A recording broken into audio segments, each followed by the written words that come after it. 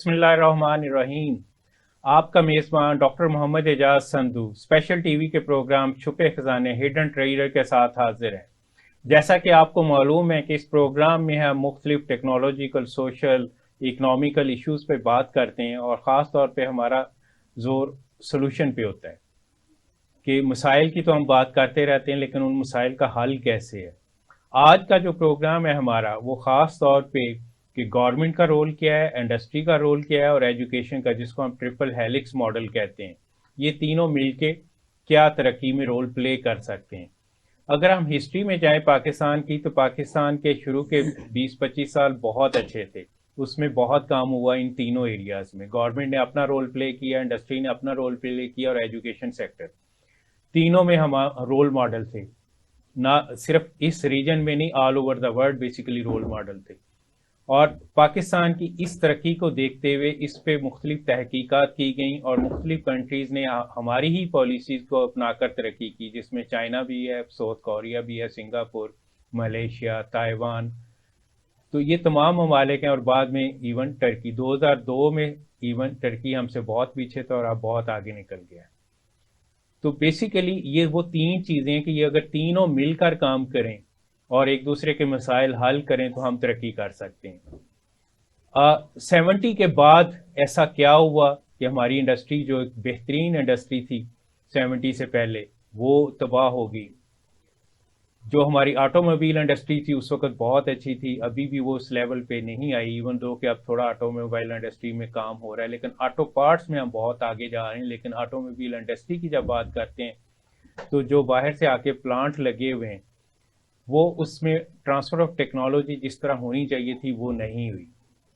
अब उसमें गवर्नमेंट को क्या पॉलिसीज़ बनानी चाहिए, इंडस्ट्री को उन चीज़ों को किस तरह आगे लेके जाना चाहिए, और रिसर्च के पॉइंट ऑफ व्यू से हम देखें तो इंडस्ट्री और एकेडेमिया और गवर्नमेंट तीनों मिलके क्या कर सकते हैं। आज के जो हमारे मेहमान हैं वो डॉक्टर सलमान अजीज़ लोधी साहब हैं। हम आपको वेलकम करते हैं। आपका आने का बहुत बहुत शुक्रिया।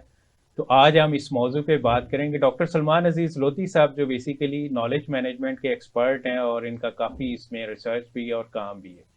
जी डॉक्टर साहब, 2010 में लाहौर चैम्बर से हमने इंडस्ट्री एकेडेमिया लिंकेज लॉन्च किया था। 12 साल हो गए हैं। उसके बाद हमने HESO को इन्वॉल्व किया, फिर मुख्तलिफ फोरम्स इसमें आते गए, फिर मुख्तलिफ यूनिवर्सिटी में ऑरेक्स डिपार्टमेंट भी इसी वजह से बने, क्वालिटी इंश्योरेंस के डिपार्टमेंट भी बने। लेकिन आप क्या समझते हैं कि जो काम इस ट्रिपल हेलिक्स मॉडल में होना चाहिए था वो हो रहा है कि नहीं हो रहा? First of all thank you very much for calling me here.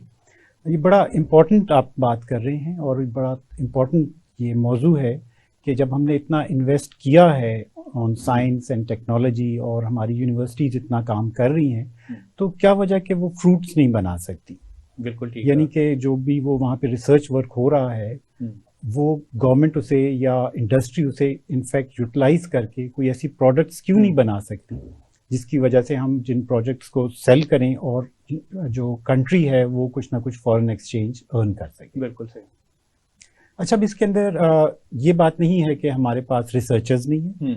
आप एकेडेमिया में रहे हैं, आपने देखा होगा कि लीडिंग यूनिवर्सिटी से लोग पढ़ के आए हैं यहाँ पे, और वहाँ के ऊपर जब वो जाते हैं तो बहुत अच्छा काम कर रहे होते हैं, मगर जब वो पाकिस्तान आते हैं तो समहाउ जो पर्सन वहाँ के ऊपर 10/10 आउटपुट दे रहा है, यहाँ पे उसकी जो आउटपुट है वो 2 या 3 से ऊपर नहीं जा सकती। बिल्कुल कम हो जाती है। कम हो जाती है, मतलब या तो शायद और ओवरऑल सिस्टम की वजह है, क्योंकि मैं भी बाहर रहा, आप भी बाहर रहे हैं, तो हम वहाँ देखते थे जो प्रोफेसर होता था उसके पास इंडस्ट्री के प्रोजेक्ट होते थे और वो स्टूडेंट्स को इन्वॉल्व करता था और वो डिलीवर करते थे। एग्जैक्टली। जैसे मैं फ्रांस में रहा तो एयरबस इंडस्ट्री का एक प्रॉब्लम था जो मेरे प्रोफेसर के पास था और वो हमने सॉल्व करके दिया था। बिल्कुल। जब हम पाकिस्तान आते हैं तो हमें इस्तेमाल ही नहीं किया जाता।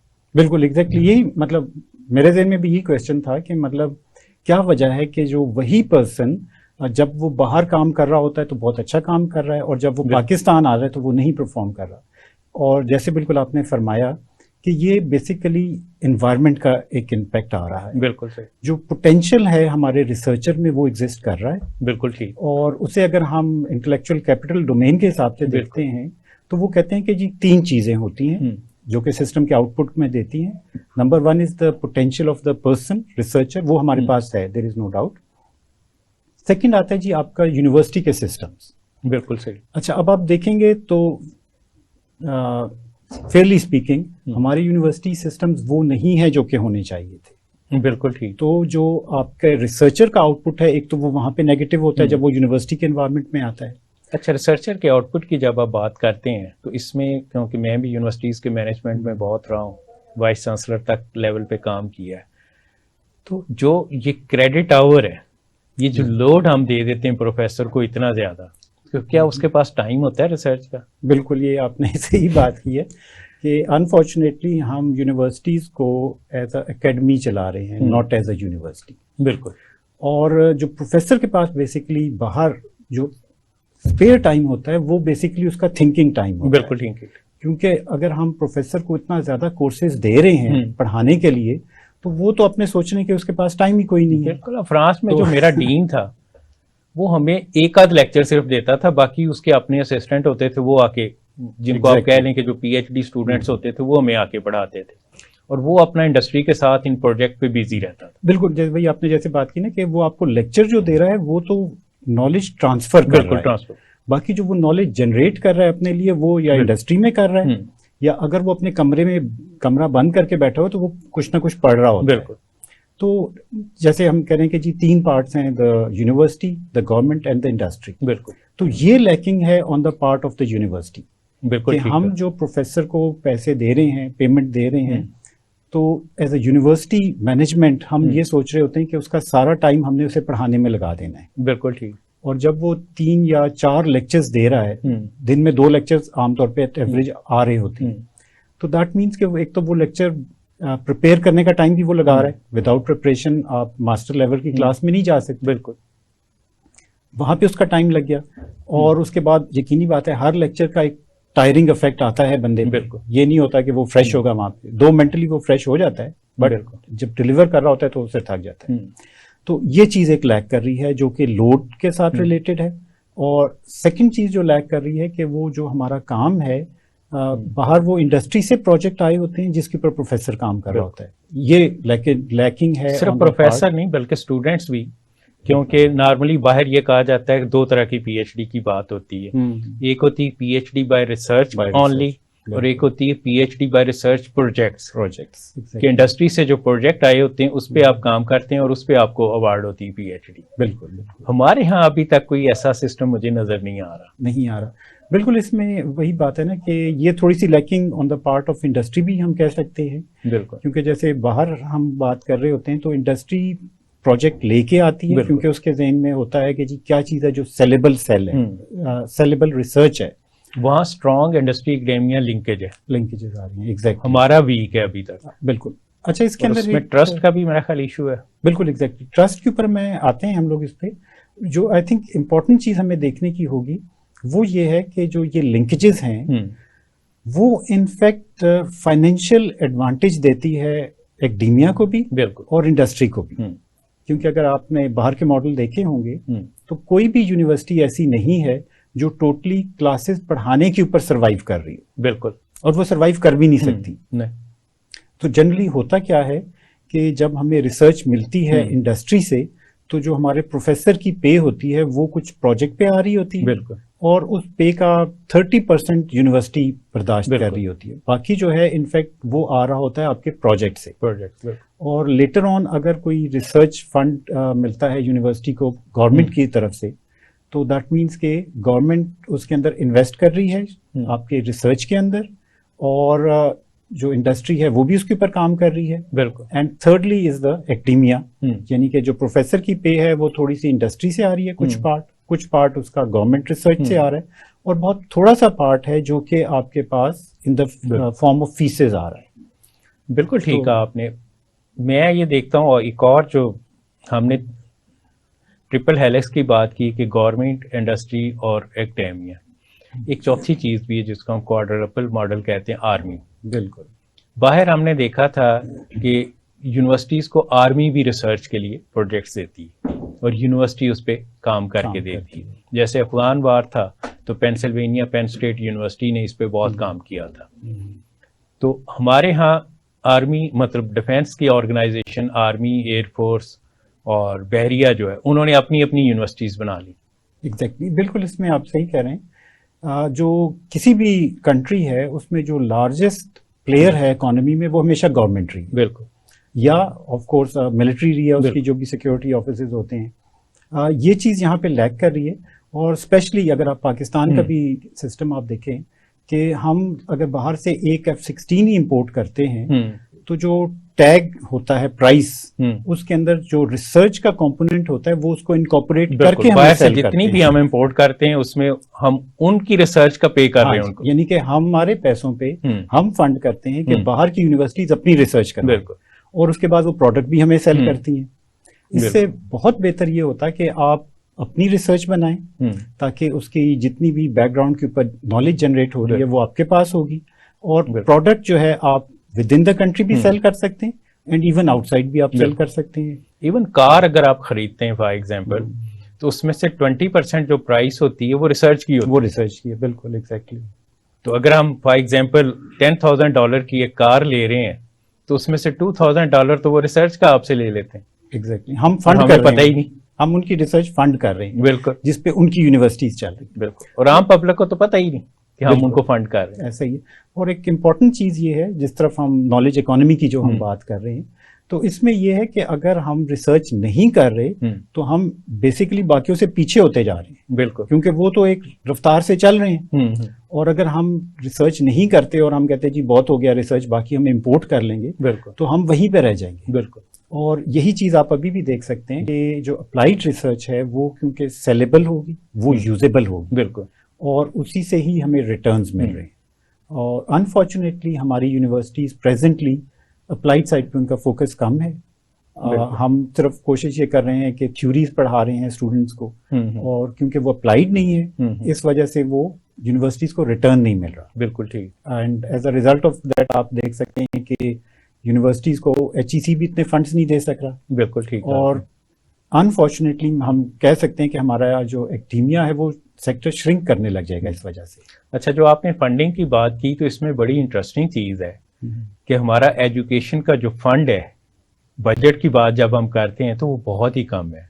हम अभी तक 3% को भी नहीं टच कर पाए, जबकि अगर हम तरक्की की बात करते हैं तो जब तक आपका बजट का 6% एजुकेशन पे आप नहीं स्पेंड करेंगे तो आप किस तरह की तरक्की करेंगे। बिल्कुल अनफॉर्चुनेटली। और एजुकेशन को जब हम देखते हैं तो एजुकेशन में प्राइमरी, सेकेंडरी एंड टर्शरी 3 तरह की एजुकेशन है। HEC बनने के बाद ये कहा जाता है कि काफ़ी फंडिंग इस तरफ आई थी, लेकिन लास्ट 4 इयर्स में अगर हम देखते हैं तो अगेन HEC की भी फंडिंग बहुत कम होगी और काफ़ी हद तक HEC का रोल भी ख़त्म कर दिया गया। एग्जैक्टली, मेरे ख्याल में ये शॉर्ट साइटेडनेस है पॉलिसीज की। मतलब अगर आप बाहर की दुनिया देखें तो spending on education is as important as spending on defence services, क्योंकि हम अपनी जो फ्यूचर जनरेशन है उसको तो हम तैयार ही नहीं कर रहे। बिल्कुल सही कहा। आर्टिफिशियल इंटेलिजेंस की हम बात कर रहे हैं, बिल्कुल फ्यूचर है ही उसके ऊपर, है ही उसका। और हमारी लोग फ्यूचर कहते हैं, मैं कहता हूँ लास्ट 40 ईयर से आर्टिफिशियल इंटेलिजेंस पे इतना काम हुआ है, पाकिस्तान में भी हुआ है, मैं नहीं कहूँगा कि नहीं हुआ, लेकिन उसको इतना हाईलाइट किया ही नहीं गया, और अनफॉर्चुनेटली हमने उसे एक किस्म का यूज भी नहीं किया। बिल्कुल, हम कोशिश ये करते हैं कि बाहर एक चीज यूज हो रही हो, फिर वो जब लीडिंग एज से सेकंड लेवल पे आ जाए तो फिर हम उसको सॉर्ट ऑफ इंपोर्ट कर लेते हैं। जो आपने यूज करने वाली बात की ना, अब आपने आर्टिफिशियल इंटेलिजेंस की बात की है, तो वैसे तो हिस्टोरिकल अगर हम देखें तो बादशाह भी जो थे वो अपनी फौज के लिए मुख्तलिफ प्रोडक्ट्स बनवाते थे। एग्जैक्टली। और वो ऑटोमेटिकली वो रिसर्च करवाते थे, वो हायर करते थे लोग, रिसर्च करके उनकी फौज के लिए इक्विपमेंट बनाते थे। यही मॉडल आस्ता आस्ता जब मुल्क बनते गए तो उनमें भी यही मॉडल आया। अभी हम ब्रेक पे जाते हैं और इस पे खास तौर पे हम बात करेंगे। जी नाजरीन, ब्रेक का वक्त हुआ जाता है और ब्रेक के बाद हम वापस आके यहीं से आगाज करेंगे।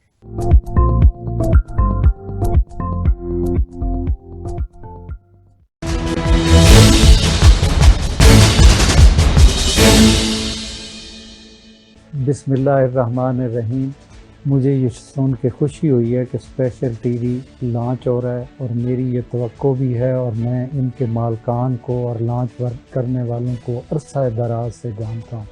मैं उनकी वैल्यूज़, उनके नज़रियात उससे भी बखूबी अंदाज़ा हूँ और मुझे ये यकीन है कि इस टीवी के आने से हर तरह के लोग इसके अंदर आएंगे और ये टीवी पॉजिटिव साइड को फोकस करेगा, अच्छाइयों को फोकस करेगा। जितना इस वक्त मुल्क के अंदर जहाँ भी जिस जगह भी जाएं लोग नेगेटिव चीज़ को फोकस कर रहे हैं और हमारे मुल्क के अंदर मौक़े बहुत ज़्यादा हैं। इस टीवी को देख के, इनके पैगाम को देख के मुझे भी पूरी कौम को एनर्जी मिलेगी। ख़ासकर हमारी जो नौजवान नस्ल इदारों से आ रही है, क्योंकि ये इदारों के अंदर भी इनको काम करने का तजर्बा है। जब वो लोग आएंगे तो उनको मायूसी की जगह होप मिलेगी, रोशन पाकिस्तान मिलेगा।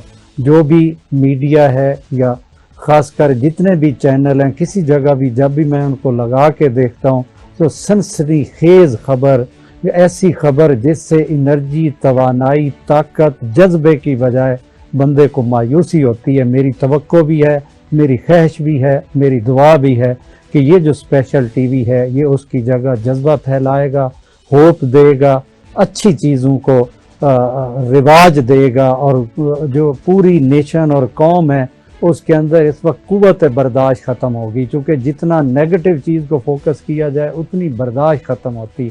तो ये पॉजिटिव साइड इनको तजर्बा भी है, इनके अंदर सलाहियत भी है। तो ये पूरी कौम के अंदर पॉजिटिव साइड को फोकस करके एनर्जी फैलाने का बहस बनेंगे। और जो मुझे यहाँ आके पता चला कि ख़ास कर ये एग्रीकल्चर को फोकस कर रहे हैं, तो पाकिस्तान को इस वक्त शॉर्ट टाइम के अंदर, बल्कि इन हालात के अंदर जो चीज़ रोल प्ले कर सकती है वो एग्रीकल्चर है, वो ज़राअत है। इससे आप 60 दिन के अंदर रिज़ल्ट ले सकते हैं, 90 दिन के अंदर रिज़ल्ट ले सकते हैं, 120 दिन के अंदर रिज़ल्ट ले सकते हैं हमारे पास। और जो इस वक्त जो मुश्किलात आ रही हैं, इंशाअल्लाह ये रिज़ल्ट आएंगे भी सही। और इस रिज़ल्ट को बेहतर करने के अंदर जो यहाँ पे हर हफ्ते के अंदर या हर रोज़ एग्रीकल्चर का प्रोग्राम चलेगा, तो ये भी एक ज़रिया और बहस बनेगा। तो मेरी दुआ भी है और मेरी तवक्को भी है कि अल्लाह ताला इनको ये सब करने की हिम्मत और तौफीक अता फरमाए। स्पेशल टीवी की नशरियात इस वक्त चल रही हैं, हम लोग देख भी रहे हैं। और ख़ास कर जो इनके ज़राअत के ऊपर प्रोग्राम आ रहे हैं या जो ये ज़राअत को फोकस कर रहे हैं, ये भी इनका ख़ास एक मतलब फोकस है। और इनके फोकस से और रोज़ाना के प्रोग्राम आने से ज़राअत को, एग्रीकल्चर को और ज़िम्मेदारों को फ़ायदा होगा, उन तक मालूमात भी जाएंगी। लेकिन हर जगह जो मेरी तवक्को और ख्वाहिश है, ये कर भी रहे हैं कि ये पॉजिटिव साइड को फोकस करें, अपॉर्चुनिटी को फोकस करेंगे। ये इनका मकसद भी है और नज़रिया भी।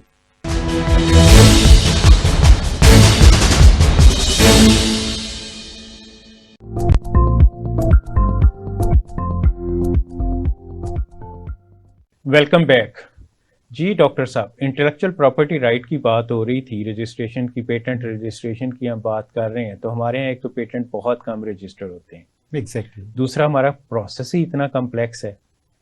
तो आपके ख्याल में इसको किस तरह फैसिलिटेट किया जाना चाहिए? इसमें इंडस्ट्री का क्या रोल आ सकता है, गवर्नमेंट का और एकेडेमिया का, तीन ऑप्शन है। बेसिकली क्योंकि ये प्रॉपर्टी राइट्स की हम बात कर रहे हैं तो मेन डोमेन गवर्नमेंट का आएगा, क्योंकि लॉ मेकिंग गवर्नमेंट के प्रीव्यू में आता है।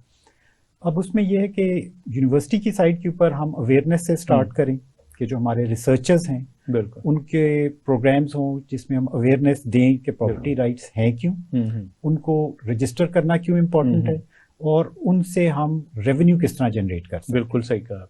और जब हम आते हैं इंडस्ट्री की तरफ, तो इंडस्ट्री को भी ये रियलाइज़ करना चाहिए कि अगर किसी रिसर्चर का कोई इंटेलेक्चुअल प्रॉपर्टी राइट है, बिल्कुल, पेटेंट है, तो जब हम उस पेटेंट को यूटिलाइज करेंगे फॉर कमर्शलाइजेशन, तो वो एक कॉन्ट्रैक्ट है, बिल्कुल, जिसमें से कुछ पार्ट रिसर्चर को मिलना चाहिए और कुछ पार्ट इंडस्ट्री को मिलना चाहिए जो उसको कमर्शलाइज कर रही है, और कुछ यूनिवर्सिटी को, और कुछ यूनिवर्सिटी को बिल्कुल वो कर सकते हैं, उसके अंदर होना चाहिए। जहाँ तक गवर्नमेंट का है, उसमें सबसे ज्यादा जो लैकिंग है वो ये है कि हमने इसको फोकस करके at par with international laws नहीं लेकर। तो अब आप देखेंगे कि जो पाकिस्तान में आईपी राइट्स हैं वो उतने कम्प्रीहेंसिव नहीं है जितने अमेरिका के हैं जो कि हाईएस्ट स्टैंडर्ड पे जा रहे हैं। बिल्कुल। तो जब तक हम उसे इम्प्रूव नहीं करते गवर्नमेंट की उसके ऊपर, हमें उन्हें स्टडी करने के लिए टीम बनानी चाहिए जो कि उन लॉज को स्टडी करे और उसे इम्प्रूव करे, at least to the level of international. Legal system में भी स्पेशलाइज्ड उसके क्रिएट किए जाए। बिल्कुल, वो रिक्वायरमेंट है उनकी। तो उनको प्रॉपर ट्रेनिंग दिलवाई जाए इंटरनेशनल लेवल पे कि क्या हो रहा है, फिर वो यहाँ आके लोकल लॉयर्स को भी ट्रेनिंग दें ताकि आपके पास एक लीगल सिस्टम क्रिएट हो जो इस पे काम कर सके। एग्जैक्टली, क्योंकि जो ट्रस्ट है वो बेसिकली उस लॉज ने प्रोवाइड करना है। क्योंकि अगर जब वो लॉज इम्प्लीमेंट होंगे तो जो रिसर्चर है उसके अंदर ट्रस्ट बढ़ेगा, जो उसने काम किया वो सेफ है, जो इंडस्ट्री है उसमें ट्रस्ट बढ़ेगा कि जो वो रिसर्च एंड डेवलपमेंट पे स्पेंडिंग कर रही है उसके ऊपर उसका राइट होगा। और गवर्नमेंट जो है वो बेसिकली आईपी राइट्स इंप्लीमेंट करने से रेवेन्यू जनरेट करती है। बिल्कुल ठीक है, मतलब तीनों के लिए ये विन विन विन सिचुएशन। जब तक तीनों को बेनिफिट नहीं होगा तो काम आगे बढ़ ही नहीं सकता, काम नहीं बढ़ सकता। और गवर्नमेंट का रोल बेसिकली मेजर फैसिलिटेटर का है। इसमें आपने देखा होगा कि जब हम आईपी रजिस्टर करते हैं तो हमें यूरोप के लिए अलग रजिस्टर करना पड़ेगा, बिल्कुल, अमेरिका के लिए अलग रजिस्टर करना पड़ेगा। सिमिलरली दैट मीन्स कि जो बाहर की कंट्रीज हैं वो जब रजिस्टर करेंगी पाकिस्तान के अंदर आईपी अपनी प्रोडक्ट को प्रोटेक्ट करने के लिए तो रेवेन्यू आएगा पाकिस्तान। और सिमिलरली जब पाकिस्तान के रिसर्चर्स लोकली आपके पास कोई चीज रजिस्टर करेंगे तब भी रेवेन्यू आएगा गवर्नमेंट के पास। और जो उसके स्पिल ओवर हैं दैट इज के रिसर्च इटसेल्फ प्रोटेक्ट हो जाएगी। बिल्कुल, इसलिए हमें इसे मेरे ख्याल में टॉप प्रायोरिटी में रखना चाहिए। बिल्कुल ठीक। अच्छा, चैम्बर ऑफ कॉमर्स का इसमें क्या रोल आता है? आप क्या समझते हैं कि हमारे चैम्बर ऑफ कॉमर्स उस तरह काम कर रहे हैं? बिल्कुल जी, चैम्बर ऑफ कॉमर्स तो मेजर स्टेक होल्डर है इसके अंदर, क्योंकि इंडस्ट्री का वो रिप्रेजेंटेटिव है। और समहाउ हमारे इंडस्ट्रियलिस्ट जो हैं थोड़ा सा शायद लैक ऑफ अवेयरनेस है उनके पास, क्योंकि आईपी जो है वो उनको भी प्रोटेक्शन दे रहा है। वो सिर्फ रिसर्चर को प्रोटेक्शन नहीं दे रहा, वो इंडस्ट्री को बहुत बड़ी प्रोटेक्शन दे रहा है। क्योंकि जब उनके फॉर्मूला जो है वो पेटेंट हो जाता है, उनकी प्रोडक्ट पेटेंट हो जाती है, तो उनके पास एक्सक्लूसिव राइट है फॉर दैट। बिल्कुल सही। और फिर देयर इज ओपन मार्केट कि वो जहां भी जाएं। बिल्कुल ठीक है। Chamber should have a leading role in this awareness generation के लिए भी, और इनफैक्ट गवर्नमेंट को भी उसे पुश करना चाहिए कि उसे इम्प्लीमेंट स्टेज पे लेकर आए। बिल्कुल ठीक है। इसमें अगर हम इनोवेशन फंड को देखते हैं तो 6-7 साल पहले इसको इनोवेशन फंड क्रिएट किया गया था। तो अभी तक आपका क्या ख्याल है कि इनोवेशन फंड उस तरह इस्तेमाल हो रहा है, या उसमें जो प्रोजेक्ट आ रहे हैं वो उसका कोई एडवांटेज हो रहा है कि नहीं हो रहा?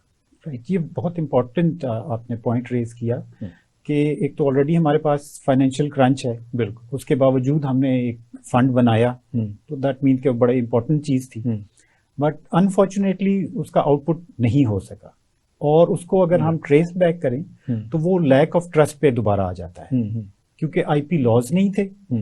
As a result of that जो काम हुआ, एक तो वो फुल पोटेंशियल डिलीवर नहीं हो सका, और सेकेंडली आइडियाज इटसेल्फ जनरेट नहीं हुए।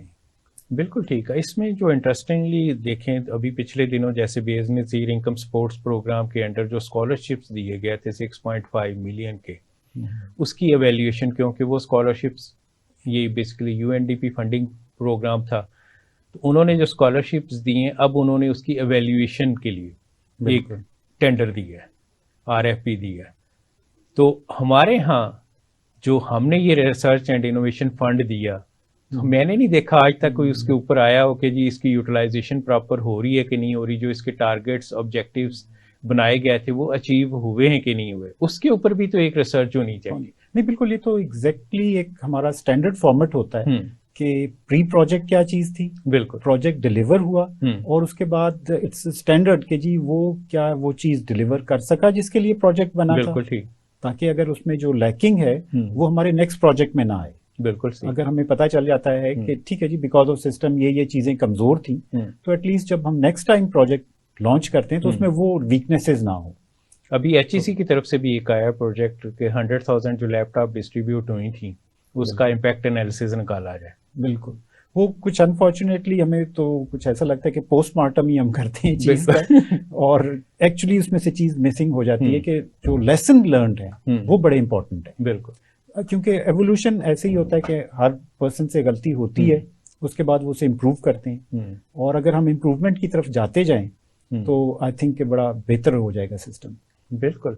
अभी तो वो 100,000 की बात कर रहे हैं ना, बेसिकली तो अगर हम देखें तो लास्ट 10 ईयर्स में जो लैपटॉप तकसीम की गई थी, जो कि मिलियंस में बेसिकली फिगर जाती है, तो ये अनफॉर्चुनेटली है कि जब हमने ये स्कीम अनाउंस की तो हम किसी भी कंपनी को कहते कि वो यहाँ इंडस्ट्री लगाए, एग्जैक्टली, बिल्कुल, तो वो इंडस्ट्री लग जाती।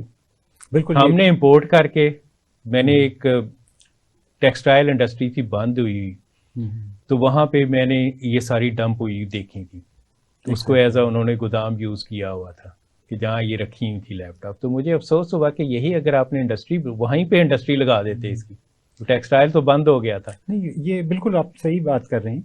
The spirit of triple helix है ही बिल्कुल कि गवर्नमेंट को एक चीज की जरूरत है, आपके पास इंडस्ट्री मौजूद है, बिल्कुल, जो कि आप थोड़े से इंप्रूव भी कर सकते हैं, this is what development is, और आपके पास ह्यूमन रिसोर्सेज भी अवेलेबल है। बिल्कुल, हमारे पास इंजीनियर्स अवेलेबल हैं, बिल्कुल, यूईटी या और ऑर्गेनाइजेशन से बड़े अच्छे इंजीनियर्स हमारे पास है, एचआर की हमारे पास कमी नहीं है।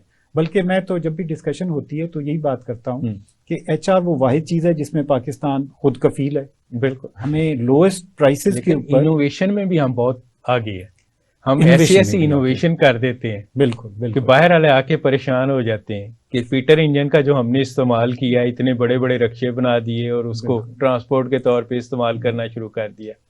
मैं फर्स्ट टाइम जब मरीद के शेखुपुरा रोड पे ये देखा था ट्रैफिक ब्लॉकेज की वजह से उधर गया, आई वाज शॉक्ड कि है ये पीटर इंजन इस काम के लिए थे। एग्जैक्टली। नहीं, इसी तरह ये जो लोडर हैं सुजुकी, जापान वाले आके वो देख के हैरान रह जाते हैं, बिल्कुल, कि ये इस काम के लिए तो थी ही नहीं और ये इतना लोड कैसे उठा रही हैं। बिल्कुल।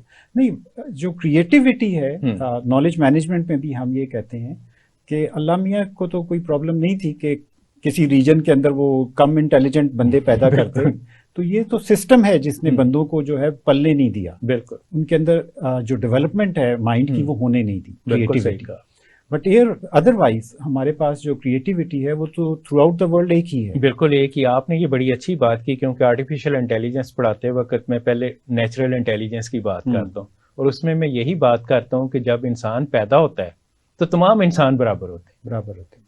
उसमें ये नहीं होता कि एक को इंटेलिजेंट पैदा कर दिया और एक को नॉन इंटेलिजेंट। उसके बाद उसका जो प्रोसेस है ग्रोथ का, उस ग्रोथ प्रोसेस वो डिसाइड करता है कि उसने किस तरफ जाना है। क्योंकि मैं मतलब जब देख रहा होता हूँ हमारा अपना जो सिस्टम है एजुकेशन का, तो जब हम यूरोप देखते हैं तो वो थोड़ी सी पॉपुलेशन है, वहां पे आइंस्टाइन पैदा हुआ और रिसर्चर पैदा हुए, तो दैट मीन्स कि यहाँ पे इतने अच्छे ब्रेन्स पैदा हुए थे। बिल्कुल। और ये हमारे अनफॉर्चुनेटली स्कूल सिस्टम और यूनिवर्सिटी सिस्टम ने उनको प्लेन आउट कर दिया। साइंसदानों को जब हम देखते हैं तो इनिशियल तो सारे मुसलमान साइंसदान थे जिन्होंने इतनी इजादात की, इतना कुछ किया। उसके बाद उन पे स्टडी करके यूरोप वालों ने आगे आए, तो हम उसको आगे लेके नहीं चल सके। बिल्कुल, अगेन वही वाली बात है कि थोड़ी सी अनफॉर्चुनेटली पॉलिसी की लैकिंग है हमारे पास। बिल्कुल। और मे बी उसे, जैसे आप हमारे कह रहे थे कि जो फंडिंग मिलती है एजुकेशन को, वो जाहिर करती है कि हम एजुकेशन को किस प्रायोरिटी पे रख रहे हैं, कौन सी प्रायोरिटी पे रख रहे हैं। बिल्कुल। तो वो तो मेरा ख्याल one of the lowest priorities के अंदर आ रही है education, one of the lowest. पिछले दिनों एक मैं बड़ा अच्छा पेपर पढ़ रहा था, उसके अंदर वो जिक्र कर रहा था कि जी हम कॉस्ट ऑफ एजुकेशन की तो बात करते हैं, बिल्कुल, पर क्या कभी हमने कॉस्ट ऑफ इग्नोरेंस निकाली है? बिल्कुल सही कहा आपने। तो भाई वो ज्यादा है, वो इतनी ज्यादा है कि उसको बचाने के लिए अगर आप थोड़ा सा एजुकेशन पे स्पेंडिंग कर दें तो that will save you millions. बिल्कुल सही कहा आपने। इन केस ऑफ टेररिज्म हमारा ये इग्नोरेंस की वजह से आ रहा है, करप्शन बहुत हद तक इग्नोरेंस की वजह से आ रही है। बिल्कुल। और वैसे आप देखें जो क्वालिटी ऑफ लाइफ है तो उसके अंदर एजुकेशन का पार्ट कम है और इग्नोरेंस का पार्ट ज्यादा। बिल्कुल है। तो ये सारा कुछ सॉल्व उसी सूरत होगा अगर हम सारे सिस्टम को लिंक कर सकें समहाउ, कि हमारी यूनिवर्सिटीज के पास पैसे कम है, उनको कैसे हमने हैंडल करना है, हमारी इंडस्ट्री के पास पैसे कम है, क्योंकि जब ये लिंकेज बनती है ट्रिपल हेलिक्स की, तो जो रिसर्च वर्क की स्पेंडिंग इंडस्ट्री ने करनी थी वो उसको शेयर करती है विद यूनिवर्सिटी। बिल्कुल सही कहा आपने। तो उनका आप देख सकते हो कि जो बहुत ज्यादा रिसर्च वर्क है बाहर वो यूनिवर्सिटीज में हो रहा है। बिल्कुल सही कहा।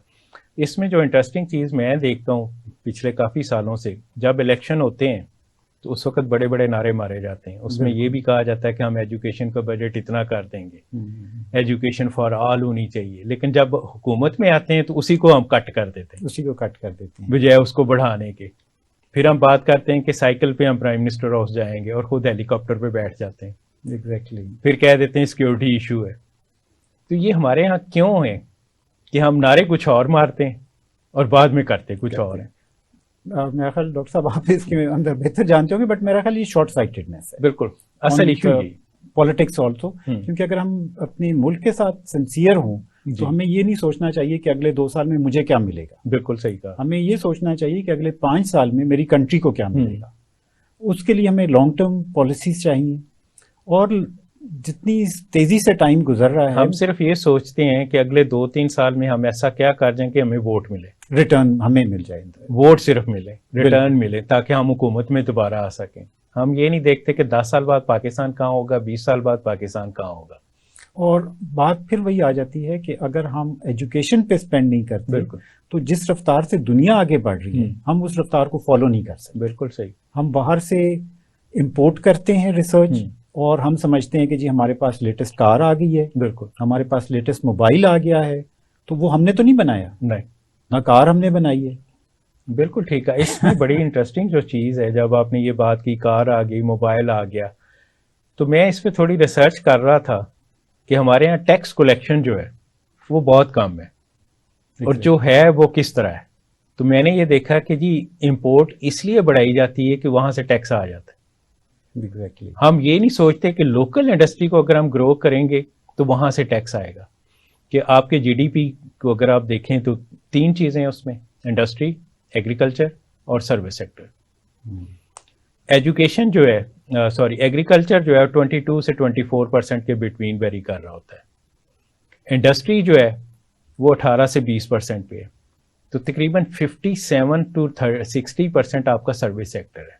जब हम टैक्स की तरफ आते हैं तो 80% टैक्स कलेक्शन इंडस्ट्री से है, बिल्कुल 3% आपकी एग्रीकल्चर से है, और सर्विस सेक्टर ना होने के बराबर है। कि आपके ये ट्रेडर्स, बिजनेस कम्युनिटी जितनी है, दुकानदार, ये तो टैक्स देते ही नहीं, ऐसे ही जा रहा है। बिल्कुल। तो सर्विस सेक्टर में तो बहुत ही टैक्स कम है। टैक्स कलेक्शन सिस्टम को जब हम देखते हैं तो FBR में 37,000 मुलाजमीन है, और हमारी टैक्स कलेक्शन लोएस्ट है रीजन में। तो हम सिर्फ शॉर्ट टर्म बेनिफिट की तरफ देख रहे होते हैं, लॉन्ग टर्म की तरफ देख ही नहीं रहे होते। मेरे हिसाब से तो FBR बंद कर देना चाहिए, तो हमारी टैक्स कलेक्शन बेहतर हो जाएगी। एग्जैक्टली यही सिचुएशन तो हम ऐसा काम, मतलब इस पे भी हम क्यों नहीं रिसर्च करते?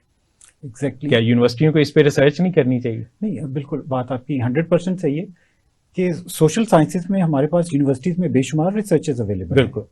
इकोनॉमिक्स डिपार्टमेंट मेजर यूनिवर्सिटीज में अवेलेबल है। बिल्कुल, तकरीबन हर यूनिवर्सिटी में। तो हमारे जो इकोनॉमिक प्लानर्स हैं, क्या उन्होंने कभी किसी यूनिवर्सिटी को इन्वॉल्व किया है इन दैट सिस्टम? छोटे छोटे प्रोजेक्ट भी दे सकते हैं यूनिवर्सिटी, छोटे प्रोजेक्ट दे सकते हैं। और बाहर भी ये होता है कि यूनिवर्सिटीज मेजर आइडिया जनरेट करती हैं। बिल्कुल। उसके बाद वो आइडिया जब पॉलिटिशियंस के पास जाता है या ब्यूरोक्रेट्स के पास जाता है तो वो रिफाइन होता है। बिल्कुल सही कहा आपने। और आफ्टर दैट रिफाइन, उसके बाद वो इम्प्लीमेंट होता है। बिल्कुल सही। अब हमारे पास मेजर यूनिवर्सिटीज के अंदर हैं, सिस्टम्स अवेलेबल हैं, रिसर्चर्स अवेलेबल हैं। पॉइंट फिर वही आ जाएगा कि to connect and make a complete circuit. बिल्कुल ठीक। पोटेंशियल इज देयर, बट हम आइडिया पे भी कुछ प्रोग्राम यूनिवर्सिटियों में चले थे, आइडिया करोड़ों का, नेशनल आइडिया बैंक, इस तरह के। तो यूनिवर्सिटियों में इस पे थोड़ा काम तो हुआ है, लेकिन उस तरह नहीं आगे बढ़ सके। अब स्टार्टअप्स को अगर हम देख लें तो स्टार्टअप्स का जो बेसिक है वो तो रिसर्च है। बिल्कुल, कि वो रिसर्च करके जो कमर्शियल हो सके, जिसकी वजह से ऑरेक्स डिपार्टमेंट भी मुख्तलिफ यूनिवर्सिटीज में बने। लेकिन ऑरेक्स डिपार्टमेंट में उन लोगों को बैठा दिया जाता है जिनको कमर्शलाइजेशन का पता ही नहीं। बिल्कुल, यू आर राइट। अब आई थिंक सिस्टम क्योंकि है बहुत कॉम्प्लेक्स, बिल्कुल, उसको कवर करना बड़ा डिफिकल्ट होता है। बिल्कुल। कि किस तरह पॉइंट आउट किया जाए कि कौन से लीवर्स हम मूव करेंगे तो सिस्टम बेहतर होगा। मगर ये कुछ अच्छे हैं। For example, introduction of Orex is a good idea. बिल्कुल। तो आइडिया तो हम अच्छा इम्प्लीमेंट कर लेते, स्टार्ट दे देते हैं आइडिया, बिल्कुल, बट उसको हम इम्प्लीमेंट करेक्टली नहीं करते, वहां पे लैकिंग है। बिल्कुल। तो जैसे वो लास्ट टाइम भी आपसे बात हो रही थी कि हम लोग ट्रिपल हेलिक्स की बात तो काफी अरसे से कर रहे हैं। बिल्कुल। अब रिक्वायरमेंट है कि उसको किस तरह कनेक्ट करके इम्प्लीमेंट किया जाए, और नीड ऑफ द टाइम भी ये है बिल्कुल कि अगर हम उसको टाइमली कनेक्ट नहीं कर सके तो पाकिस्तान में रेवेन्यूज बाहर से नहीं आ सकते। नहीं, बिल्कुल। रेवेन्यू लाने का एक तरीका तो ये है कि जैसे आर्टिफिशियल इंटेलिजेंस की बात हुई कि हमारी यूथ को अगर हम तैयार करें तो सिर्फ इंटरनेट ऑफ थिंग जो IoT, machine learning, deep learning, cloud computing, तो उसको अगर हमने कैप्चर करना है तो हम अपनी यूथ जो 60% से ज़्यादा है उसको अगर हम इन फील्ड्स में ट्रेंड करके, क्योंकि वर्ल्ड में डिमांड है, इवन लाहौर में अभी सेफ सिटी है, अभी स्मार्ट सिटी की तरफ जाना है, ठीक, अब कुछ हाउसिंग स्कीम्स भी आ गई हैं स्मार्ट सिटी के नाम पे, तो उनमें इनकी खपत बहुत ज़्यादा बनेगी। बिल्कुल। और इंटरनेशनल डिमांड जो है फ्रेश की जो है कि जो इस फील्ड में एक्सपर्ट हो, स्किल हो, उसमें डिग्री रिक्वायर नहीं है। लेकिन हम अपनी डिग्री वालों को अगर ये स्किल भी दे दें तो मिनिमम जो वेजेस हैं वो $150,000 पर एनम है। बिल्कुल, एग्जैक्टली डॉक्टर साहब, इसमें बड़ी अच्छी बात आपने की है कि मैं ये देख रहा था कि अगर आप टेंजिबल इंडस्ट्री बनाने की तरफ जाएं प्रोडक्ट के लिए तो आपको बहुत ज्यादा इन्वेस्टमेंट चाहिए। बिल्कुल सही कहा, उसके बगैर वो बन नहीं सकती, टाइम भी लगता है और टाइम भी लगता है। वेयर आप अगर सर्विस सेक्टर के अंदर जाएं या नॉलेज इकोनॉमी के अंदर जाएं तो आपके पास ऑलरेडी यूनिवर्सिटीज हैं, बिल्कुल, आपके पास ऑलरेडी वर्किंग स्टूडेंट्स अवेलेबल बिल्कुल है, और उसको इंडस्ट्री बनाने के लिए गवर्नमेंट को fraction of the finances required है। हमें सॉफ्टवेयर के अंदर प्लेटफॉर्म्स चाहिए, बिल्कुल, वो किसी इंडस्ट्री का मेरा ख्याल 10 या 20% से ज्यादा भी नहीं होगा। बिल्कुल सही कहा आपने। और वो प्लेटफॉर्म बनाने भी हमने खुद ही हैं, बिल्कुल, मतलब यूनिवर्सिटी के ही स्टूडेंट्स ने बनाने हैं, उन्हीं को हमने पे करना है, बिल्कुल, और उसी प्लेटफॉर्म के ऊपर आपकी सेलिंग और परचेजिंग होगी। बिल्कुल ठीक है आपने। तो इस वजह से जो हमारी रिक्वायरमेंट है, फाइनेंशियल क्रंच है, उसके अंदर ये एक बहुत अच्छी डायरेक्शन है जिस तरफ हमें जाना चाहिए। बिल्कुल, कि हम जो है इंटेंजिबल्स और नॉलेज इकोनॉमी की तरफ जाएं, नॉलेज इकोनॉमी प्लेटफॉर्म्स हम बनाएं, बिल्कुल, और उस प्लेटफॉर्म्स को हम लेटर ऑन कनेक्ट करेंगे with the rest of the world. बिल्कुल। अभी जैसे एनर्जी की प्राइसेस बहुत हाई हो गई हैं, इंटरनेशनल लेवल पे भी ये इशू है, तो हम इस वक्त सोलर सेल बहुत इंपोर्ट हो रहा है, इवन दो कि उसमें हम बेनिफिट दिए हुए हैं, लेकिन हमने कभी इस पे वर्किंग ही नहीं की कि पाकिस्तान में फॉर एग्जांपल अगर हम 2 करोड़ घरों को सोलर पे लेके जाना है तो कितनी डिमांड उसकी क्रिएट होगी। तो अब हम बजाय इंपोर्ट करने की इसकी भी इंडस्ट्री, हम उनको कह सकते हैं यहाँ आके इंडस्ट्री लगाएं, इतनी डिमांड अवेलेबल है। बिल्कुल डॉक्टर साहब, व्हाट आई वुड सजेस्ट कि हम स्टार्ट के तौर पे यूनिवर्सिटीज को ये प्रोजेक्ट्स दे सकते हैं, फिजिबिलिटी स्टडीज। बिल्कुल सही, क्योंकि वहां पे इकोनॉमिस्ट भी अवेलेबल हैं, टेक्नोलॉजिस्ट भी अवेलेबल हैं, और ये चीज HEC लॉन्च कर सकती है बिजनेस डिपार्टमेंट कमर्शलाइजेशन के लिए कि जी क्या ये चीज बनाना फिजिबल है। बिल्कुल, जब वो स्टडी हो जाएगी तो उसके बाद वो स्टडी जाएगी इंडस्ट्री के पास। बिल्कुल सही। जब वो उसे ओपन मेरिट पे देखेंगे विद दैट इंडस्ट्रियलिस्ट पर्सपेक्टिव और उसमें उन्हें फायदा नजर आता है तो वो उसमें इन्वेस्ट करने के लिए तैयार होंगे। बिल्कुल सही कहा। अब जब ये दोनों पार्टनर्स तैयार हैं उस काम को लेके जाने के लिए तो फिर गवर्नमेंट में भी एक कॉन्फिडेंस आएगा। बिल्कुल सही कहा कि जी yes we have the potential available, we have the people जो उसमें इन्वेस्ट करना चाह रहे हैं, तो फिर गवर्नमेंट का रिस्क बहुत थोड़ा सा रह जाता है। बिल्कुल ठीक है। इसी तरह हम इलेक्ट्रिकल व्हीकल्स को आप देखते हैं, बिल्कुल, क्योंकि पेट्रोल बहुत महंगा हो गया और दुनिया भी इस तरफ जा रही है ग्रीन की तरफ, तो ग्रीन ट्रांसपोर्ट की जब बात होती है तो वो इलेक्ट्रिकल व्हीकल उसका सोल्यूशन है। तो हमारे यहाँ अगेन एनवायरनमेंट इशू लाहौर में तो बहुत ही ज़्यादा है, अदर सिटीज़ में भी है, तो इस पे भी बेसिकली रिसर्च करके lithium ion battery, sodium ion batteries जो यूज़ होती हैं तो उस पर रिसर्च करके उसकी भी इंडस्ट्री लगानी चाहिए। और जो हमारे पास एग्जिस्टिंग तकरीबन 3 करोड़ के करीब तो मोटर बाइक्स हैं और 1 करोड़ से ज़्यादा दूसरी गाड़ियाँ, तो 4 करोड़ व्हीकल्स को अगर आप कन्वर्ट करना चाहते हैं, बजाय इसके कि आप टोटल व्हीकल ही इलेक्ट्रिकल इंपोर्ट करें, आप जिस तरह पहले CNG पे कन्वर्ट हुई थी, बिल्कुल एक ज़माने में पेट्रोल से डीजल पे कन्वर्ट हुई थी क्योंकि डीजल सस्ता था, तो अपॉर्चुनिटी जब निकलती है तो लोग उस तरफ जाते हैं। बिल्कुल, जैसे हम प्रीवियसली देख रहे होते हैं ना गवर्नमेंट साइड के ऊपर, तो हमारा माइंडसेट ये है कि जी कंस्ट्रक्शन इंडस्ट्री को प्रमोट करें तो इकोनॉमी चल पड़ेगी। बिल्कुल, ये मॉडल बहुत पुराना है। वही कंस्ट्रक्शन इंडस्ट्री के साथ ये कहा जाता है कि तकरीबन 52 इंडस्ट्रीज उसके साथ लिंक हो जाती है। अब सेम मॉडल को जब आप अप्लाई करेंगे ना नॉलेज इकोनॉमी में, अगर हम कहते हैं जी सोलर को आप प्रमोट करें तो उसके साथ भी उतने बंदे अवेलेबल होंगे जो अटैच्ड होंगे उसके साथ, या ईवीज की हम बात कर रहे हैं तो ईवीज के साथ भी उतनी एक्टिविटी जनरेट हो। बिल्कुल, दैट इज इम्पोर्टेंट। यूनिवर्सिटीज उस पर रिसर्च करें तो ऑटोमेटिकली ये जितने मैकेनिक्स बैठे हुए हैं उनको आप ऑन बोर्ड करेंगे तो उनका भी काम शुरू हो जाएगा कि जिस तरह सीएनजी कन्वर्जन वाले किटें बिकनी शुरू हो गई थी थोक के हिसाब से। अच्छा, इसको मैं थोड़ा सा लिंक अगेन आईपी के साथ भी करूंगा। असल इशू वहां पे जब इंडस्ट्री जो है उसको डर ये होता है कि अगर रिसर्च हो रही है यूनिवर्सिटी में तो वो हो सकता है कोई उसे वहां से हाईजैक कर ले रिसर्च को, बट वेयर एज अगर आईपी हमारा स्ट्रक्चर बना हुआ तो दैट मीन्स के अगर उसे इंडस्ट्री फंड कर रही है रिसर्च को तो वो रिसर्च कंटेन्ड हो, वो यूनिवर्सिटी किसी और बंदे को नहीं दे सकती। बिल्कुल ठीक है। तो वो ट्रस्ट आ जाएगा। और जो हम फिजिबिलिटी स्टडीज की बात कर रहे हैं वो आपकी इंडस्ट्री जो है पेड करवा सकती है यूनिवर्सिटी। बिल्कुल ठीक है। ताकि वो जो भी डाटा होगा वो सिर्फ उसी सेक्टर को उसी पर्सन को दिया जाएगा जिसने वो रिसर्च फंड की है, और वो जनरेट करेगा कॉन्फिडेंस इन द इंडस्ट्री। और जब अच्छे खासे रिसर्चर्स ने एक आपको आउटपुट दिया है तो दैट मीन कि उनके पीछे अगर कोई 5 साल बंदा रिसर्च कर रहा है तो उसके हर काम के पीछे उसका रिसर्च एक्सपीरियंस भी है, 10-15 साल का एक्सपीरियंस है। और आपके पास स्टूडेंट्स अवेलेबल होते हैं जिनसे आप काम ले सकते हैं। मैंने कुछ इंडस्ट्रीज को यूईटी के एक डिपार्टमेंट के साथ लिंक किया था और वो कुछ आगे बात बढ़ रही है। इग्नाइट की फंडिंग के ऊपर कुछ काम हुए कि यूनिवर्सिटीज ने वो काम करके दिया और इंडस्ट्री ने उसको ऑप्ट किया।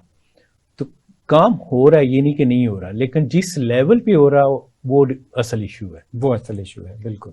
तो हमें ये देखना है कि उसको कैसे हम इसको डॉक्टर साहब एक और भी बड़ा इंपॉर्टेंट स्केल ऑफ इकोनॉमी की तरफ कैसे लेके जा सकते हैं। बड़ा इंपॉर्टेंट एरिया क्योंकि हम बेसिकली पाकिस्तान एग्रीकल्चर कंट्री है। बिल्कुल। अच्छा, अब हमारा जो एग्रीकल्चर प्रोडक्ट है, फॉर एग्जांपल टमाटोज थे, बिल्कुल वो जाया हो गए। वेयर एज हमारे पास रिसर्चर्स हैं अवेलेबल, हम उसे लॉन्ग टर्म प्रिजर्वेशन की तरफ जा सकते हैं। और बल्कि मैं इंटरनेशनल बन जाती है देख रहा था, बिल्कुल ड्राई अप सिस्टम को ड्राई करने के लिए वेजिटेबल को कोई हाई टेक्नोलॉजी नहीं चाहिए। हमारी लोकल यूनिवर्सिटीज उनके लिए प्रोडक्ट्स बना सकती हैं, ड्राई मशीन बना सकते हैं जो कि इंडस्ट्री फंड कर सकती है और एज अ रिजल्ट एक प्रोडक्ट निकल आएगी। बिल्कुल ठीक है। अच्छा, मैं आपसे जिक्र करने लगा था कि बाहर जो है ब्रेड आपको पैक्ड इस फॉर्म में मिलती है जिसका जो है लाइफ शेल्फ लाइफ जिसे हम कहते हैं वो 3 साल तक उसकी शेल्फ लाइफ अवेलेबल। बिल्कुल सही। अब हमारे पास अगर ये चीज अवेलेबल हो तो हम जहाँ फूड सिक्योरिटी की बात कर रहे हैं उसके ऊपर हमारे यहाँ सिर्फ दिनों हफ्तों की होती है या दिनों की होती है। और अल्लाह खैर रखे जिस हिसाब से अर्थक्वेक्स आ रहे हैं या फ्लड्स आ रहे हैं तो हमारे पास तो कोई बैकअप का सिस्टम अवेलेबल नहीं। बिल्कुल सही आपने, मगर हमारी यूनिवर्सिटीज प्रोवाइड कर सकती हैं। बिल्कुल सही कहा। प्रोवाइडेड इवन जो वाटर स्टोरेज का सिस्टम है वो भी हमारा 27 डेज का अनफॉर्चुनेट। डॉक्टर साहब, आपका आने का बहुत बहुत शुक्रिया। आपसे डिस्कशन का बहुत मजा आया। उम्मीद है नाजरीन ने इसको एंजॉय किया। जी नाजरीन, हमारा क्लोज का टाइम हो गया प्रोग्राम का, और आपने नोट किया अगेन कि हमने सिर्फ मसाइल पे नहीं बात की, उनके हल पे बात की है कि गवर्नमेंट को फैसिलिटेटर का रोल प्ले करना चाहिए और इंडस्ट्री और एकेडेमिया को आपस में लिंक करना चाहिए। पिछले 12 साल से इस पर काम तो हो रहा है, लेकिन अगर हम उसको स्पीड अप कर लें तो बहुत कुछ हो सकता है। हमारी कैपेसिटी, ये नहीं कि कैपेसिटी नहीं है, यूनिवर्सिटियों में भी कैपेसिटी है और इंडस्ट्री उसका बेनिफिट उठा सकती, सिर्फ हमें डायरेक्शन देने की ज़रूरत है। इसके साथ अपने होस्ट डॉक्टर मोहम्मद एजाज संधू को इजाज़त दीजिए। इंशाल्लाह फिर जल्द मुलाकात होगी। अल्लाह हाफिज़।